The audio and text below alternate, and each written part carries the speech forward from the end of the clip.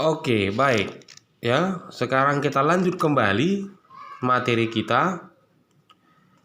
Ya, yang berbicara tentang sudut berelasi ya. Jadi sudut berelasi itu nanti ada 1, 2, 3, 4. Masing-masing punya, di sini ada 12, di sini 12, 12, 12, banyak ya.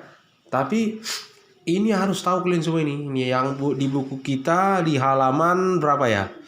Halaman 8. Ya. Harus tahu ini. Jadi Pak, harus kami hafal ya, janganlah dihafal ya kan. Ya, kita pakai konsepnya saja ya. Jadi matematika itu kita pakai konsep, bukan cara cepat, konsep ya. Nah, bagaimana rupanya konsepnya dalam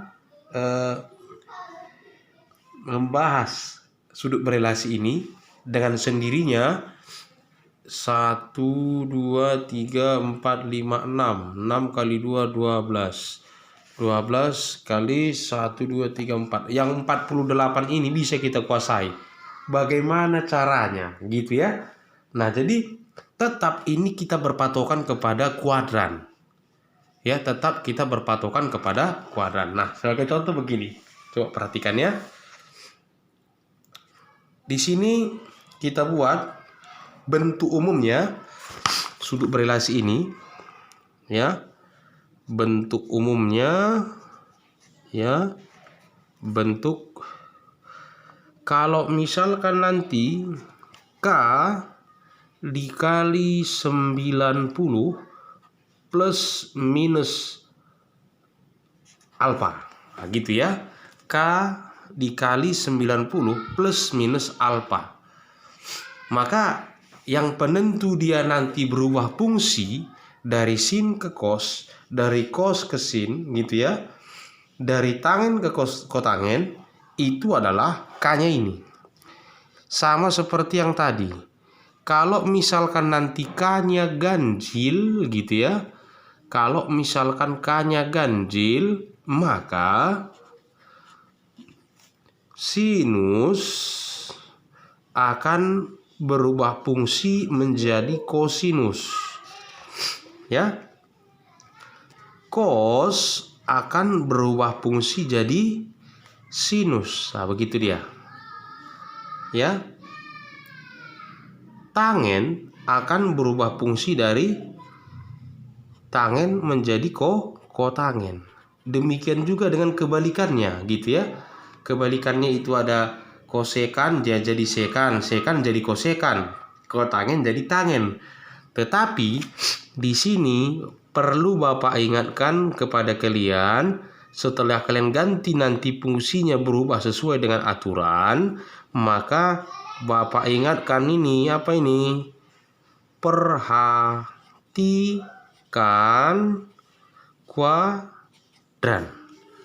Ya, perhatikan kuadran. Nah, gitu dia. Yang kedua, kalau misalkan nanti K-nya itu genap, maka gitu ya, tetap ini tetap. Ini tadi berubah ya, berubah. Oke? Tetap maksudnya apa? Sin akan tetap menjadi fungsi sin. Cos akan tetap menjadi fungsi cos. Dan seterusnya. Pokoknya tetap. Ya kan? Nah, sebagai contoh. Karena kalau nggak ada contohnya pasti bingung, ya kan? Oke, Bapak buat misalkan begini. Ada misalkan sinus, ini contoh ya. Sinus 180 ditambah alfa sama dengan siapa? Gitu ya, 180 tambah alfa berapa? Nah, coba kita perhatikan dulu yang pertama gini. Kita bawa kemari. Ya, 180 ini sama artinya dengan 2 dikali 90. Pokoknya kita bentukkan ke K kali 90. Kita bagikan 90, semua itulah intinya. Ya. Berarti 180 bagi 92 berarti K-nya 2. Berarti bentuk ini jadi begini. Berarti K-nya 2. Ya kan? K-nya 2. Nah, sekarang setelah kita dapat K-nya 2, kita perhatikan ya. 180 tambah alfa. Ini 180. Kalau 180 tambah 1 derajat saja, itu pasti di kuadran ketiga. Ya, berarti sinus ini nilainya harus kita cari di kuadran ketiga nih. Kuadran ketiga. Tahu dari mana tadi kuadran ketiga ya? Karena 180 tambah alfa. Nah, karena 180 tambah alfa di kuadran ketiga, sinus tandanya apa? Yang kita tahu tadi apa? Asal saja tahu caranya. Berarti di kuadran ketiga yang positif cuma tangen. Sinus negatif, berarti ini kita buat min. Ya, K-nya berapa? 2. Berarti tetap sin alfa. Nah, gitu ya. Maka kalau kita ambil pun di sini, coba perhatikan, ini dia 180 tambah alfa. Jadi kalau ada sin 180 tambah alfa sama dengan min sin. Nah, begitu. Ya, jadi kita nggak perlu hafal semua ini. Dapat kita nanti ini semua yang berapa ini 48 ini.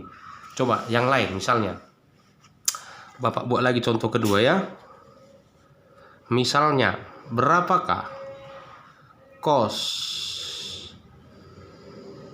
270 ditambah alfa? Nah, ini misalkan. Ini berelasi dengan siapa gitu ya. Coba kita perhatikan.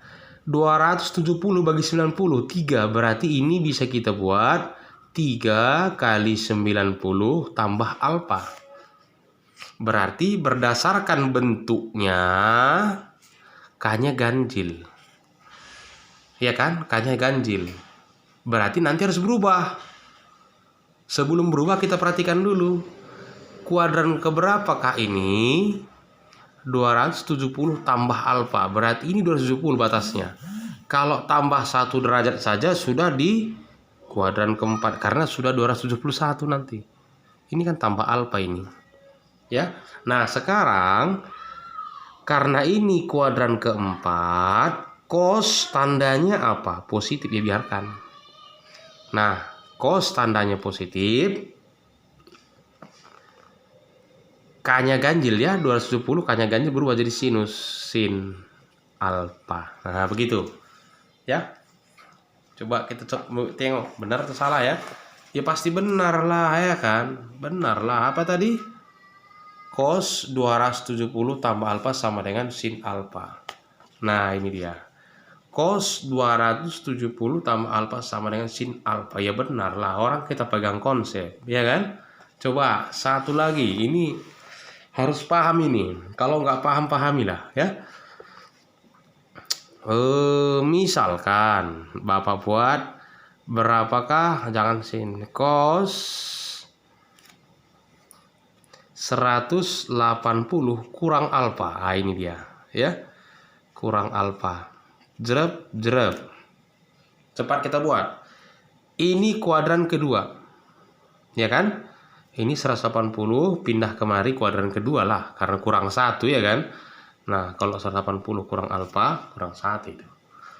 Nah, berarti kuadran kedua. Kos tandanya kuadran kedua negatif. Ini berapa K-nya? 2 kali 90 genap berarti tetap. Cos alfa. Cepat ya.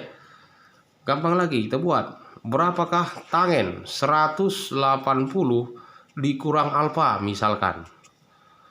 Kuadran kedua, tangen negatif. Ya kan? Nah, karena di sini K-nya 2 berarti tetap tangen.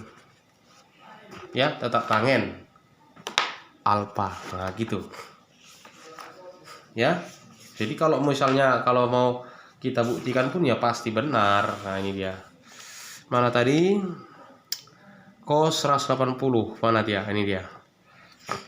Cos 180 kurang alfa min cos alfa. Kita lihat. Min cos alfa. Tangen 180 sama dengan apa? min tangen alfa. Ya, jadi kita akan hafal semua dengan konsep yang sudah kita pahami bersama ya. Coba kalian buktikan yang lain dan perhatikan benar atau salah. Kalau kalian pegang konsepnya pasti benar. Oke.